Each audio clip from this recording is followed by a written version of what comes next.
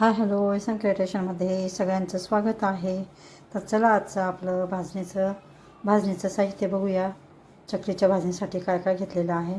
तर इथे मी 4 ग्लास तांदूळ घेतलेला आहे, 2 ग्लास हरभऱ्याची चणा डाळ घेतलेली आहे, 1 वाटी मी इथे पोहे घेतलेले आहेत, अर्धी वाटी उडदाची डाळ, पाऊण वाटी म्हणजे अर्धीपेक्षा थोडीशी कमी अर्धीपेक्षा कमी आपण साबुदाणा घेतलेला आहे, अर्धी वाटी धणे घेतलेले आहेत आणि 1 वाटी आपण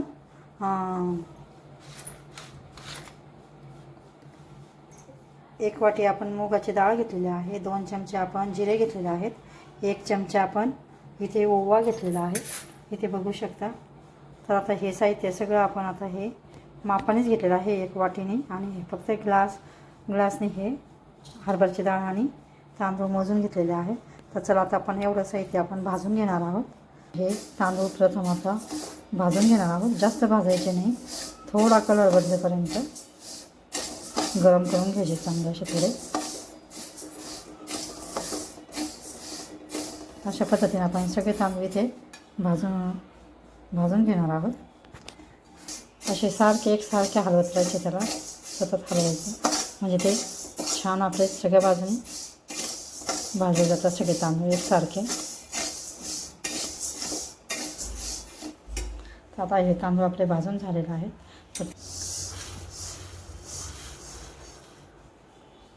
तर आता हरभऱ्याची डाळ आपण टाकून घेतलेली आहे. हरभऱ्याच्या डाळीला पण आपण छान अशी भाजून घ्यायची, जास्त करायची. त्याला सतत असं हलवत सतत खालीवर करायचं याला, तर त्याच्यामुळे ते छान असे भाजते आपले. ते बघू शकता. आता आपली डाळ पण छान अशी भाजून झालेली आहे, एकदम सुगंध सुटलेला आहे डाळीचा भाजते तर असा सुगंध सुटला की जास्त तिला लाल पण नाही द्यायची. आता या स्टेजला आपण तिला काढून घेणार आहे अशा पद्धतीने.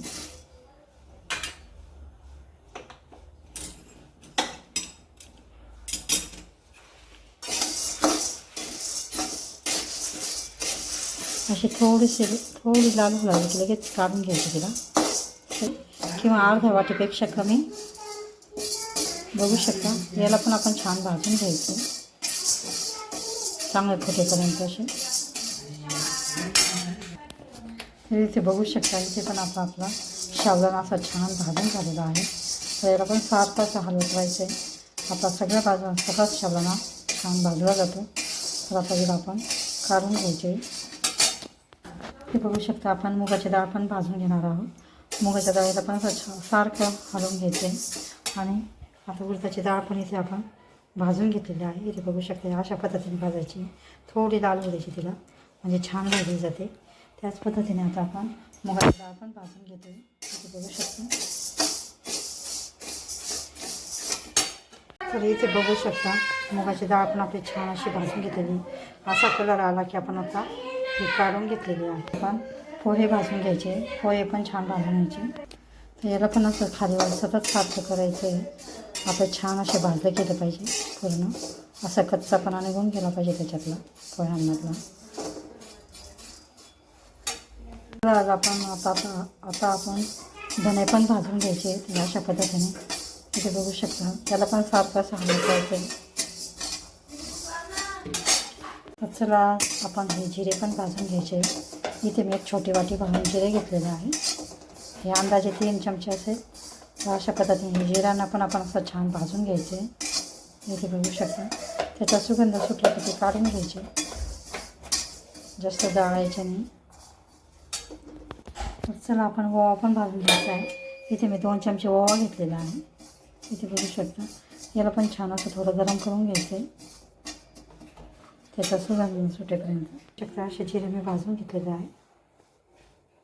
इथे बघू शकता. सगळं साहित्य आपण असं छान भाजून घेतलेलं आहे. तर आता याला आपण गिरणीमध्ये दळून आणणार आहोत. तर इथे बघू शकता आपण भाजणीचं साहित्य असं दळून आणलेलं आहे. एकदम बारीक आहे, असं बारीक दळून आणायचं आहे. डाळीवर किंवा असं डाळीवर दळून आणायचं आहे किंवा चकलीच्या भाजणीवर दळून आणायचं आहे. तर असं छान मी आता हे दळून आणलेलं आहे. तर अशा पद्धतीने आता आपण हे असं आपलं पीठ तयार झालेलं आहे. ते बघू शकता. जर हा व्हिडिओ आवडल्यास लाईक करा, शेअर करा, चॅनलला सबस्क्राईब करा. व्हिडिओ बघितल्याबद्दल धन्यवाद.